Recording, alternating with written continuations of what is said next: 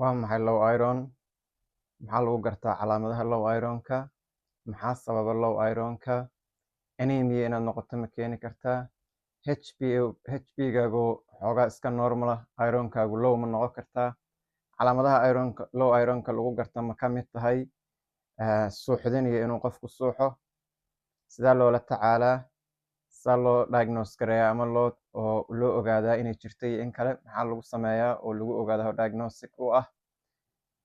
Si dabiiciya cuntada laga helaa? Sidaa loola tacaalaa loo nafaqeeyo si dabiiciya cuntooyinka ironku ay ku badantaho laga helaa? Su-aalahaasoo dhan maanta waxaan uga jawaabi doonaa videoweygan gaaban oo idinku soo socda. Halkaad videogan ka daawanaysiina waa Dr. Xaashi Network YouTube channel. Isu soo noqosho wanaagsan.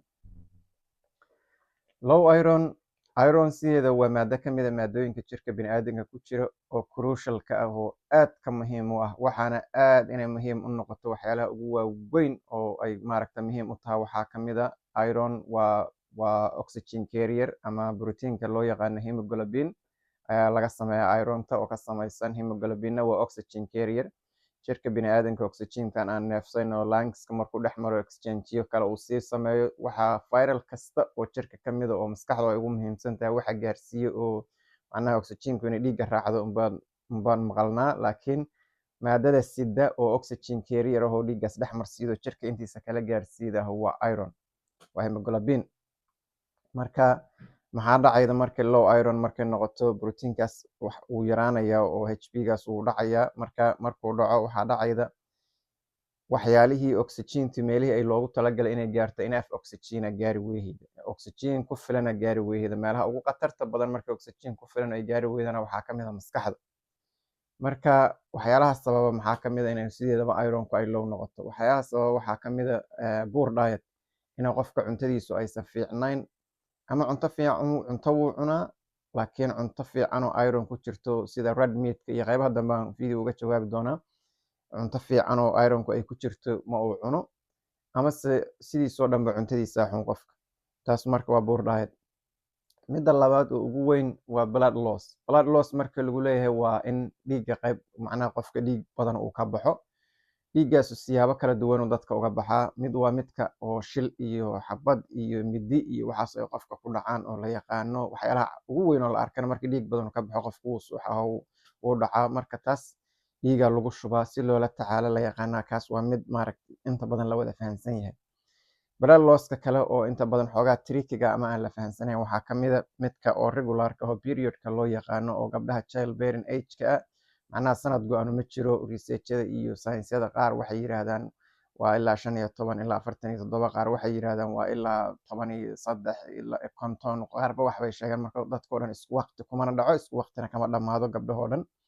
Marka laakiin waxaa loo yaqaano termka sayniska ama biologigu isticmaala waxa waa childbearing age loo yaqaana. Macnaha dumarka dhiiggaas uu ku dhaco xilligiisii ku jira si joogto ah u dhacaa sida la og yahay oo bil kasta uu dhacaa. Marka waxaa dhacayda marka dhiiggaasu markuu baxo haddii uusan qofkii wax supplementiya qaadan ama cuntooyinka ay ku badan tahay uusan aad u qaadan oo uusan ula socon oo xaaladiisii qof in dhiig ka baxo oo mar walba ula socdo uusan ahayn oo sidaa loo dhaqaatiirtii iyo bulshada inteeda kale iyo dadkii uu la noolaa iyo isagiiba aysan qofkii taxadar gooniya arrintaas siin, waxaa dhacayda iyadoon weli compensation dhicin oo dhiiggii hore bishii hore baxay uusan qofkii kusoo laaban jirkii uusan iron cusub aysan samaysmin haddana kii kale lagu yimid cycle-kii sidaasuu ku socdaa. Marka low iron sida uu ahaa iyadoon la treat garayn wuxuu isu bedelayaa iron deficient anemia waxa loo yaqaano isu bedelaya.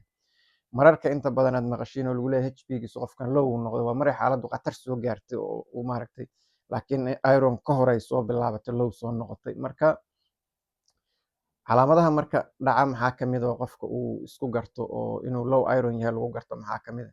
Calaamadahaas waxaa ka mid a fatigue, daal fara badan inuu qofku iska daalan yahay, weak inuu daciif yahay oo qofku uu maantoo dhan uu daciif yahay oo uusan shaqadii iyo wixii loogu talagalay uu qaban jirin uusan qaban karin.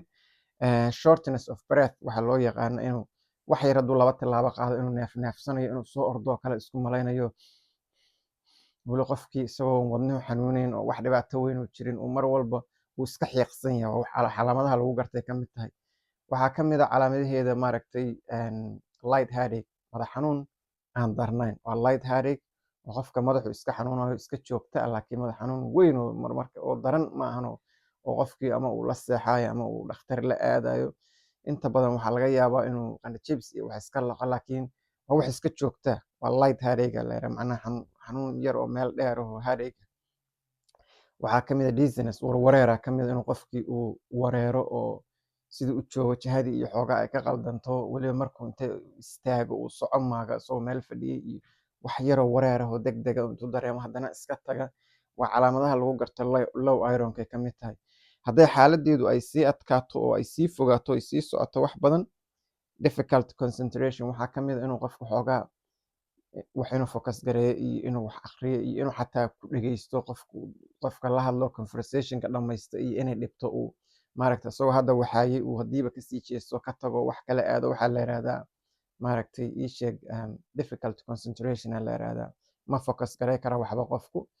Xaaladdu markay sii adkaato oo xoogaa ay baashu waqti badan jirto, waxyaalaha dadka oo dhan kuma wada dhacdo, laakiin waxaa ka mid ah severe caseska fainting inuu qofku suuxoo dhaco. Marka meeshaan rabaa inaan xoogaa yar emphasis badan geliyo, xoogaa yar ku hakado suuxdintaas.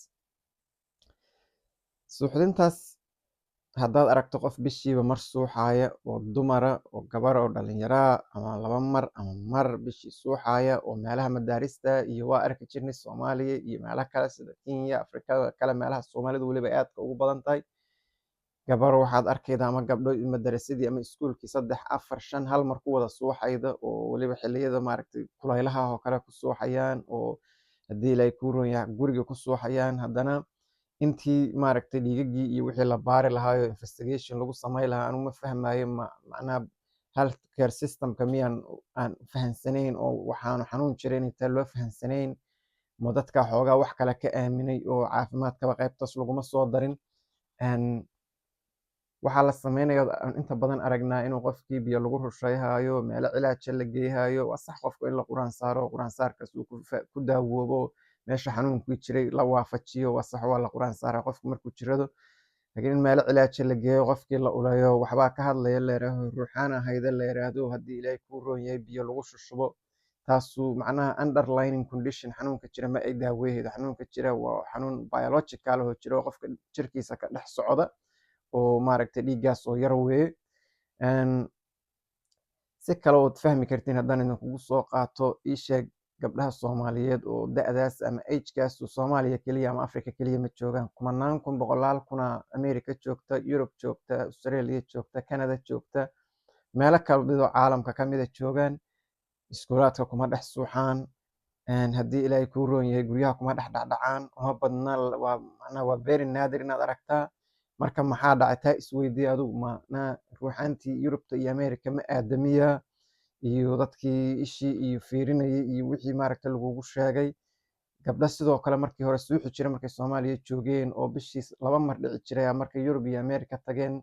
Qaarkood laga yaabo in fiidiyowgan daawadaanba wixii waa isku dhammaadeen. Marka xagee aadeen macnaha wixii oo dhan ma Soomaaliya looga soo tegay ma operation madaxa looga sameeyo markay Yurub iyo Mareykan tageen daawo maajiga la siiyay. Waxaasoo dhan ma jiraan. Anaa idiin sheegaya waxaa jira wadamadan maaragtay qurbaha westiga weliba Yurub, Canada, Mareykan iyo kale family dhakhtarkooda markay u tagaan waaba la ogyahay gabar child bearing age oo sanadkaas ku jirta iron la siiyaa, iron deficiency waaba la ogyahay inay qabto supplement la siiyaa. Sanadkii maray family dhakhtarkeeda u tagtaa waa la jeegareeyaa daawadaas qaadaa leeyahay. Qaarkood 6 bilood ay socdaan kaniiniyo weeye, qaarkood sharoobooyin weeye hadday daran tahay dhakhtarka go'aansada. Qaarkood sanad dhan ay wadaan, qaarkood maba joojiyaan wada la yiraahdaa iron supplementiga. Haddaadan maaragtay diet-kaagu uusan fiicnayn oo sidaas lagula maaragtay dardaarmaa. Marka haddaad maqli jirtay maaragtay gabar ama ay qaraabo kula ahayd 3 mar bishii 2 mar dhici jirto suuxi jirto oo la ulay jiray oo Yurub iyo tagtood maqashay mar dambe suuxdimihii iyo wixii waa ka tageen. Macnaha la tacaalka la sameeyo wax weyn maahan, iron-kaas baa laga xaliyay.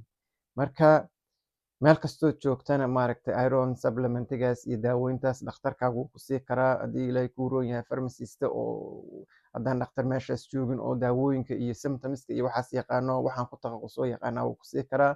Laakiin waa inaad isbaarto oo ogaataa taladeedu sidaas waay. Marka way jiraan cayuun iyo waxyaalahaas kale oo dadka laga daaweeyaa waa jiraan, laakiin in intaas oo maaragtay gabar oo hal mar ay iskuul ama madaraso ku wada dhacaan oo maaragtay si joogtaa bishiiba mar u dhacaan calaamadahaas waxay sheegayaan meeshan low iron inay jirtay sheegayaan oo aan lagu baraarugsanayn. marka haddaad qof dumara taho dhalinyara ama ay faamilkaaga tahay ama aad maaragta taqaano ama ay dayskaaga taho howlahaas la dhiban, waxa koowaad oon kugula talinaya inaad sameydo waxay tahay dhakhtarkaaga u tag, iska baar. marka inta badan HB-ga la baaraa, HB-ga iyo iron testigu isku mid maahan. HB-ga maaragtay hemoglobinka testiga laga qaado oo maaragta iyo midka ironka lagu baara waa kala duwan yihiin. marka haddii concernkaas aad qabto low iron inaad qabto, waa inaad dhakhtarka kala sheekaysataa. iron studies testiyo badanaa jira, serum ferritin mid la yiraahdaa jira oo midka ugu muhiimsan oo ironka jirkaa ku store garaysan cabirka ay tahay uu sheegaa. way badan yihiin laakiin kaasa ugu muhiimsan. serum iron jirta, total iron binding capacity mid la yiraahdo. adigu iron studies uu dhakhtarkaaga ku diraho uu sameynayo testiya laga qaada, kadib waxaa la ogaha meesha ay joogto. marka way dhacdaa in waxoogaa HB-gagu iska roon in ironku low tahay way dhacdaa sababta, laakiin ugu dambeynta meesha loo imaanayo HB-guna inuu dhacaa loo imaanayo meesha loo soo socda. marka taas daa intaa uga soo gudubno iyo taladaas yarta, sida macnaha maxaa lagula tacaala oo sideeda daawo ka sokow daawada waa kasoo hadalnay. maxaa cuntooyinka iyo waxyaalaha kala duwan. cuntooyinka ugu muhiimsan oo laga helaa waa red meat, waa hilibka xoolaha sida lo'da iyo ariga iyo digaaga oo kale, sidoo kale beerka iyo keliyaha iyo waxyaalahaas ironku way ku badan tahay. fishka way ku jirtaa. sidoo kale marmarka qaar waxaa dhacda xanuuno oo ii sheeg oo mal absorption waxaa jirta blood loss keliya ma uu keeno ironku inay maaragtay ay hoos u dhacday. gaadka xanuuno caloosha ku dhacaa jirto inuu absorptionkii inuu jirkaaga uu kasoo nafaqadii ironta inuu jirka uu kasoo qaato uu cuntada kala soo dhex baxo aad cunayda marmarka qaar. taasna waa jirta oo waa la istaadigare waa la ogaadaa oo dad xanuuno chronic oo caloosha ku dhaca qaba waa jiraan, kuwaasna kaanaan hadlimay. marka cuntooyinkaas aan kasoo hadlay, red meatka, keliyaha, beerka, chickenka, fishka, waxyaalahaas oo dhan absorptionkeedu si uu cuntada si degdega jirkaaga ugala soo baxo vitamin C-ga la yiraahdaa haddii lala qaato oo haddaad supplement qaado lala qaato wuu caawiyaa. amase oranjiga iyo waxyaalaha qudaarta vitamin C-ga laga helo markaad qaadato waxay ka caawinaysaa inuu jirkaagu ironkii cuntada kala soo dhex baxo. taasuna marka waa sidaas. marka waxaan rajeeyaa inaad videoga gaaban aad wax badan ka faa'iideen. videoga like gareeya si uu dad uu maaragtay similar interest u gaaro oo dadku ay u daawadaan. subscribe channelka iyadana saara si aad videoda soo socdo oo arrimahaas la xiriira iyo waxyaalaha kale oo caafimaadka ay markaas soo geliyaba aad u aragto. waa mahadsantihiin in badan. isu soo noqosho wanaagsan.